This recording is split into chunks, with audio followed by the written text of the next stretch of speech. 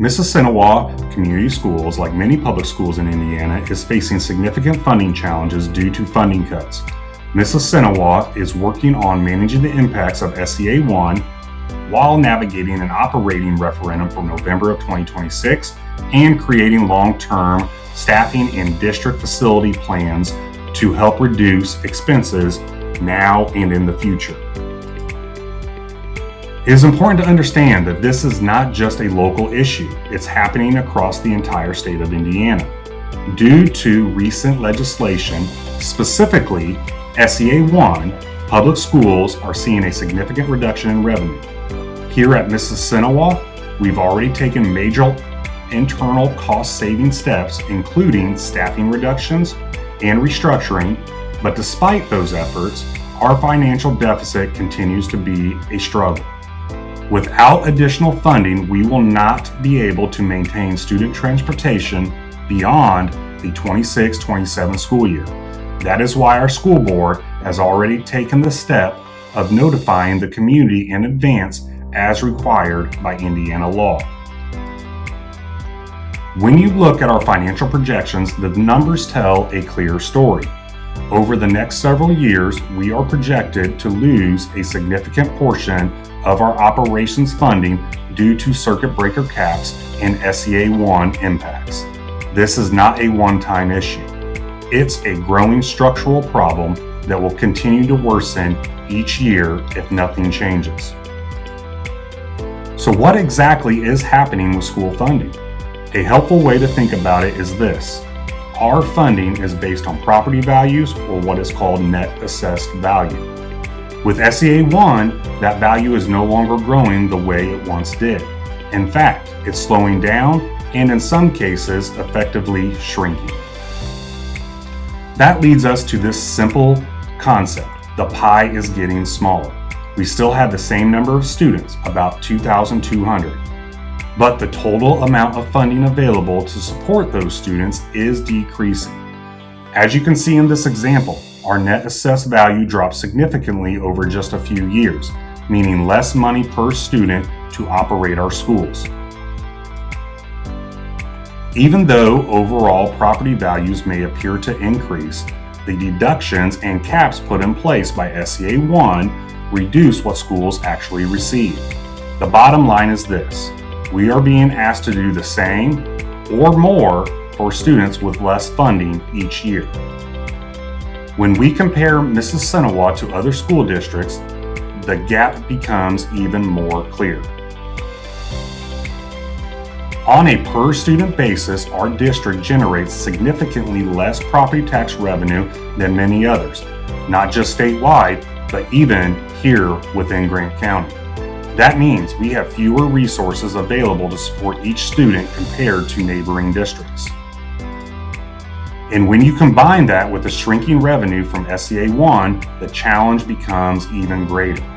You can see here how our operations funding continues to decline from about $2.2 million down to $1.4 million over time, while still serving the same number of students.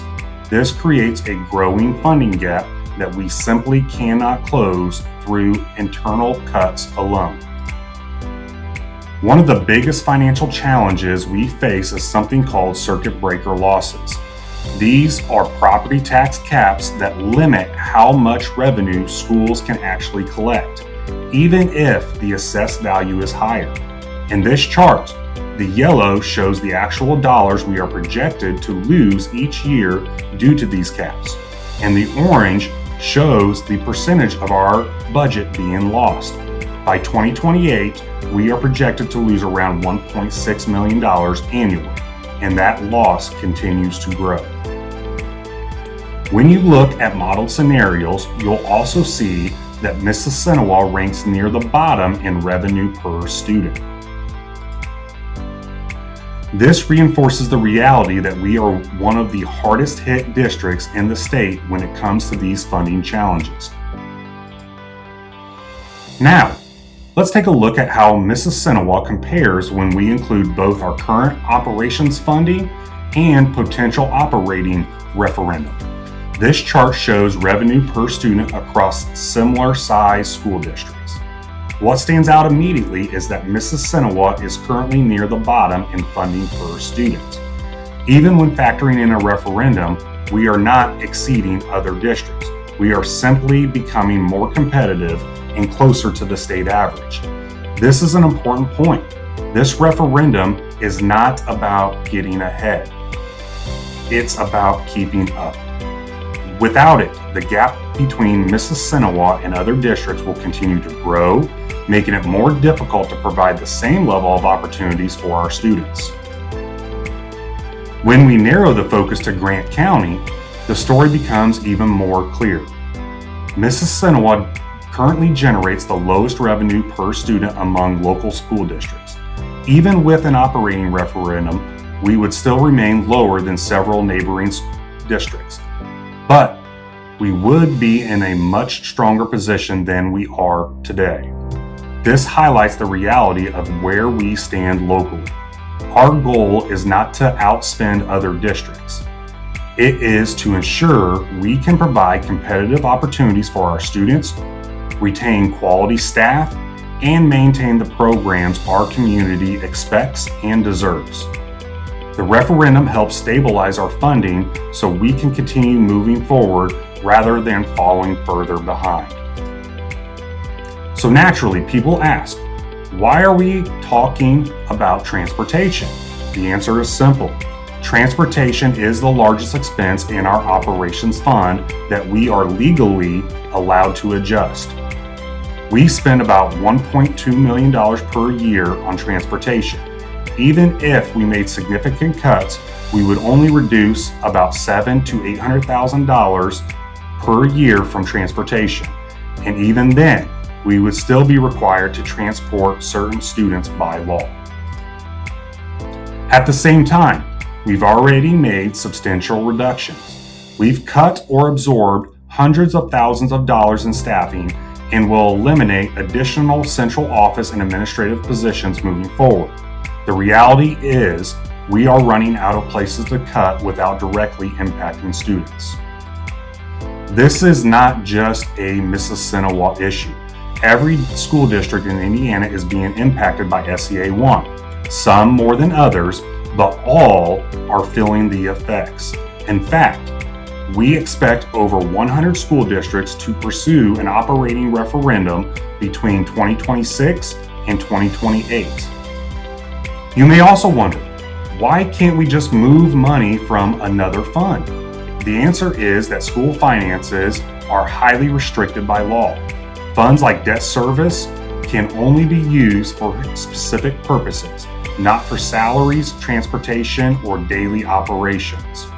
So when it comes down to it, we really only have three options: pass a referendum, cut additional services, or face long-term instability, which could lead to consolidation with another school district in the next 5 to 10 years. If the community does not pass the operating referendum, there are real consequences.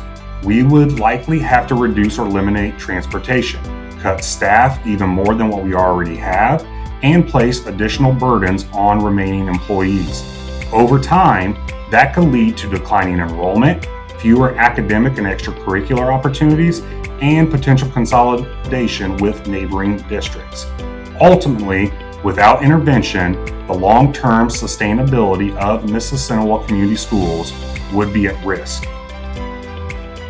So what would the referendum actually cost? For the average homeowner in our district, the estimated impact is about $21 per month. However, when you factor in tax relief from SEA 1, the net increase is closer to about $10 per month. And how would that money from the referendum be used? About 50% would go towards transportation, 25% towards facility maintenance, 20% towards teacher salaries, and 5% towards extracurricular programs. This is about maintaining what we currently have, not expanding. Before SEA 1, we had plans for a capital referendum, but due to these changes, we have shifted our focus to operations to ensure the district can continue to function. We are also working on long-term solutions including facility realignment to reduce cost and improve efficiency over time. At the end of the day, this is about transparency and making sure our community understands both the challenges and the options ahead.